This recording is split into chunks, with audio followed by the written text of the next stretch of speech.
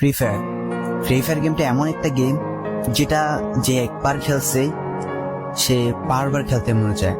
প্রথম পারবে না, চেষ্টা করতে করতে যখন পেরে যায় তখন আর ছাড়ে না।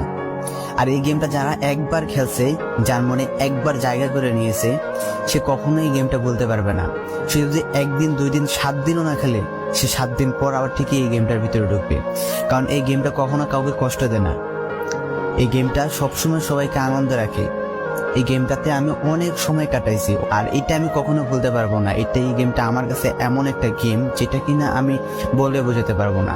অ্যান্ড এই গেমটা শুধু আমার কাছে না, আমি মনে করি যে প্রত্যেকটা ফ্রি ফায়ার প্লেয়ারের কাছে অনেকটা ইমোশনাল টাইপের একটা গেম হয়ে গেছে। কারণ এই গেমটাতে বর্তমানে যে অবস্থা হচ্ছে, যে গেমে এমন আপডেট দিতেছে, আপডেট দেওয়ার কারণে পুরো গেমটাই চেঞ্জ হয়ে যাচ্ছে। আগের ফ্রি ফায়ার আর আগের মতো নেই।